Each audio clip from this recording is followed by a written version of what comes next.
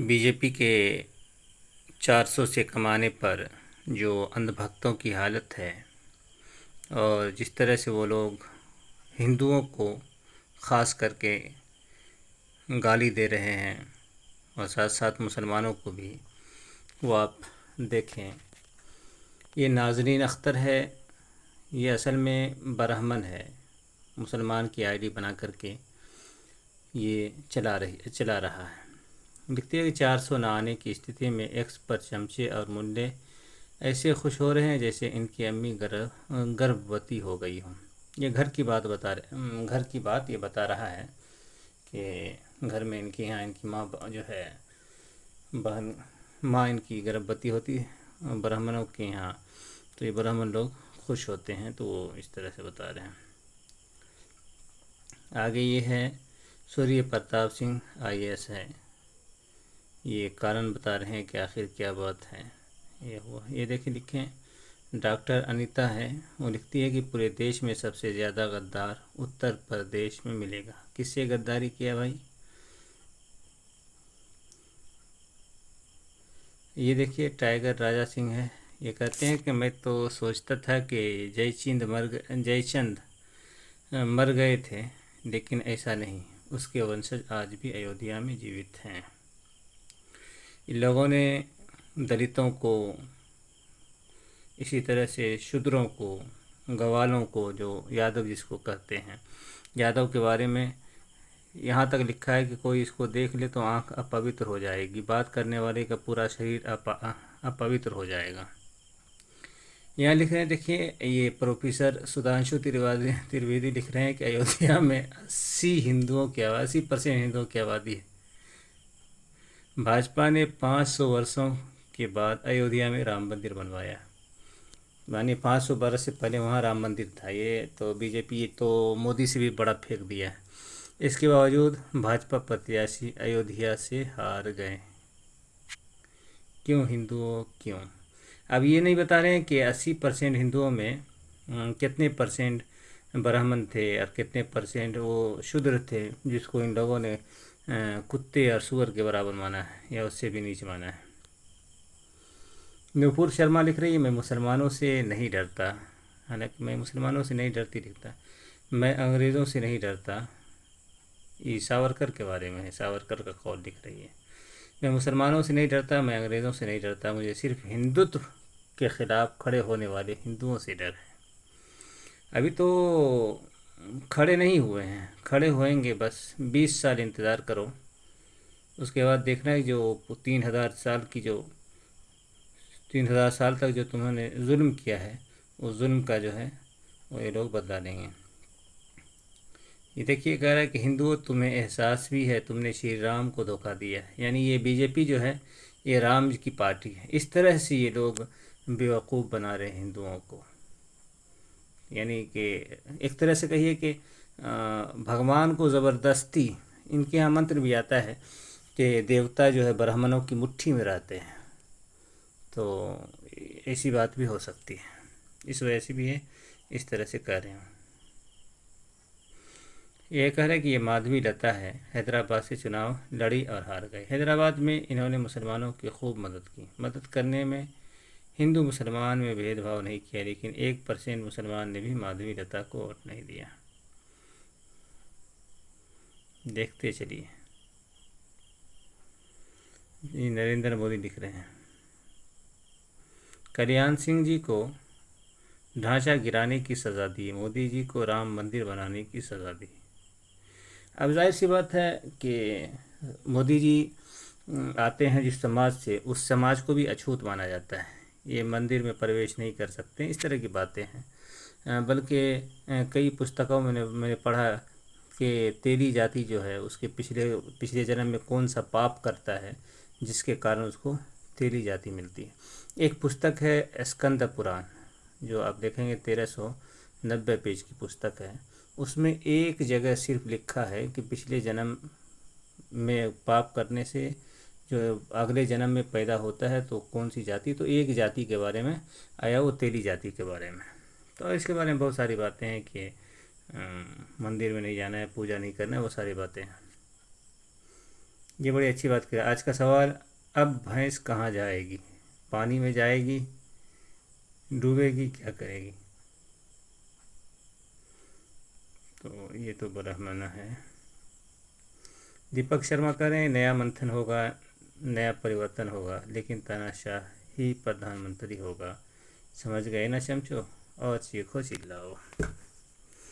तो ब्राह्मणों की ज़्यादा फटी हुई है, इसमें तो कोई शक नहीं है। देखिए ये बहरूपिया, बहरूपिया, ये सुधांशु कह रहे हैं कि जो कुछ भी आज देखने को मिला, क्या यही कारण है कि हम कभी हिंदू राष्ट्र नहीं बन पाए, यानी कि नहीं बना पाए?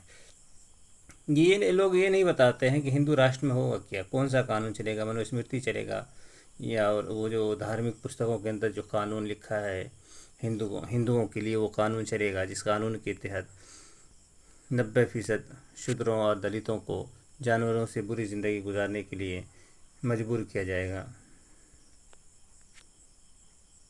यहाँ ये लिख रहा है कि योगी आदित्यनाथ जी जान से मेहनत की, माफियाओं को हौसले पस्त किए, लॉ एंड ऑर्डर को ठीक किया, हिंदुत्व के लिए हमेशा खड़े रहे, हाईवे और एक्सप्रेस और भी बहुत सारी बात। ये सनातन सर्वोच्च क्या कहते हैं कि राम जी का मंदिर बनाने के बाद भी यदि भाजपा को ऐसे दिन देखने पड़ रहे हैं तो बस यही कहूँगा कि यूपी कुछ हिंदुओं, तुम गुलामी की ही लायक हो। हिंदुओं ने कल्याण सिंह को बाबरी मस्जिद गिराने की सज़ा दी और आज मोदी और योगी जी को राम मंदिर बनवाने की सज़ा दे रहे हैं। ये सब ब्राह्मण लोग एकदम से पगला गए हैं। ये देखें क्या है, गुलामी, हिंदुओं गुलामी, ये गुलामी। हालांकि वो ये लोग हिंदू किसको मानते हैं, हालांकि हिंदू उसको मानते हैं, तो फिर ये जो है गुलाम तो यही लोग बना के हज़ारों साल से रखे हैं। ये पार्थ क्या करें, मोदी का बाबरी मस्जिद हटा, यानी हटी, श्री राम मंदिर का मार्ग प्रशस्त करने वाले कल्याण जी को यूपी ने सरकार से बाहर कर दिया। जब श्री राम जी का भव्य मंदिर बनवाने वाले मोदी जी और योगी जी को धोखा दिया, विश्वास नहीं हो रहा है, आखिर क्यों कोई पार्टी तुम्हारी मदद करेगी? तभी तो सारी पार्टी हिंदू विरोधी होती है। फिर यहाँ देखिए, ये है ब्राह्मण, समझिए ब्राह्मण ही है। और हमारे यहाँ भी जो ब्राह्मण है, जो सैयद लोग हैं, वो एक तरह से ब्राह्मण ही हैं। तो ब्राह्मण मतलब यहाँ आकर के ब्राह्मण का रंग रूप बना लिए हैं, तो वो भी यही बात लिख रहे हैं। आज सिर्फ जातिवाद जीत रहा है और हिंदू हार रहा है। इस कुत्ते के पिल्ले को ये मालूम नहीं कि हिंदू धर्म जाति के बगैर नहीं है। जो जाति है वही हिंदू धर्म है, बल्कि जाति बड़ी है, धर्म नीचे है, जाति ऊपर है, नीचे और धर्म नीचे है। क्या ये सत्य है कि मोदी जी स्मृति के लिए अमेठी में प्रचार नहीं किया और कंगना के लिए मंडी में प्रचार किया? आखिर ऐसा क्यों? तो ये बात भी हो सकती है। ये कहे कि जायसवाल भाजपा से कुत्ता भी खड़ा हो जाएगा तो हम उसको भी जिता देंगे। वीडियोस आए सामने, न जाने कितनी सीट्स कुत्ते नहीं इंसान हारे हैं, भाजपा के उम्मीदवार हारे हैं। इस पे अनभक्तों की क्या राय है, कमेंट बॉक्स में मैं जरूर जानना चाहूंगी। जय हिंद, जय भारत, जय सिया राम। कुत्ता भी खड़ा हो जाएगा भाजपा से तो हम उसको भी जिताएंगे। अनभक्तों का ऐसे ऐसे कई वायरल वीडियोस आए सामने, न जाने कितनी सीट्स कुत्ते नहीं इंसान हारे हैं, भाजपा के उम्मीदवार।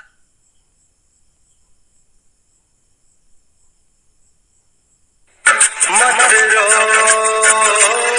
मेरे दिल, मंच से वायरल करने वाले नवनीत रंग सारी गैरेजों को खत्म होगा।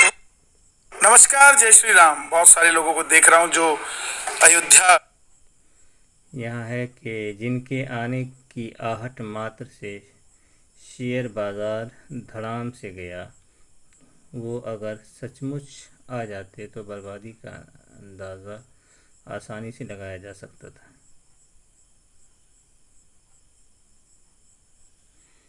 ये कह रहे हर अयोध्या हारी या जीती नहीं जा सकती। अब ये लोग इस तरह से ये करें, अयोध्या में चुनाव हारे, अमेठी में स्मृति हार के कागाज पर, राजनाथ सिंह केवल 60,000 वोट से आगे, प्रधानमंत्री नरेंद्र मोदी 1.25 लाख वोट से आगे। आखिर ये परिणाम क्यों बता रहा है?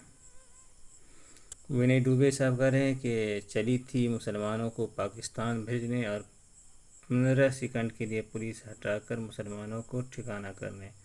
बजरंग बली ने ऐसी गदा घुमाई, आज ये खुद ठीक हो गई। नवनीत राणा शायरी तो ये है। नवनीत राणा मुझसे धमकियाँ देती थी, डराती थी, और आज इसके राजनीतिक करियर का इस प्रकार अंत हुआ। सनातनी हिंदू राकेश कह रहा है वो कल भी एक थे, आज भी एक हैं और आगे भी एक रहेंगे। मुसलमानों का कुछ नहीं हुआ, उन्हें बस तुम्हें टुकड़ों में बांट दिया। हालांकि ये टुकड़ों में इनके बाप दादाओं ने बांटा है, इनके भगवानों ने बांटा है। लो तो क्या इस तरह की गालम गुला भरा हुआ है। ये पागलपन आप देखेंगे।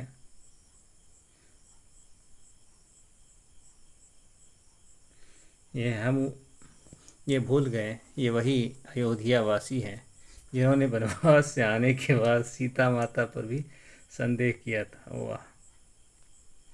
तो इस तरह की बातें जो है बड़ी मज़ेदार की है। और ये है रूह बिका बेलियाकत। ये कहते हैं इन हिंदुओं ने कल्याण सिंह जी को ढांचा गिराने की सज़ा दी थी, इन्हीं हिंदुओं ने मोदी जी को राम मंदिर बनाने की सज़ा दी है। ये कह रहे हिंदुओं को मोदी जी को राम मंदिर के लिए वोट देना चाहिए था। वोट देना भी बहुत ज़रूरी है। एक बार हिंदुओं की पल भर की खता सदियों की सज़ा बन गई। 1940 वाला सियालकोट उदाहरण है। हे प्रभु, ये क्या हुआ? नवनीत राणा। उफ, बड़ी ज़ोर से लगा तीर। अरे रे रे रे रे।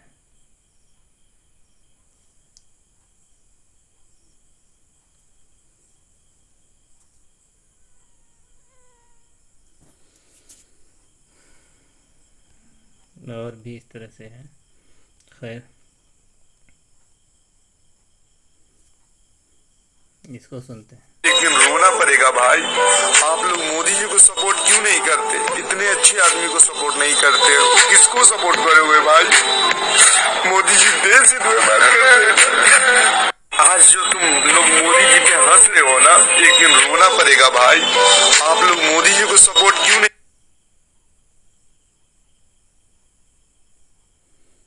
इन्हें 26 मुसलमान जीते हैं, 26-27 को।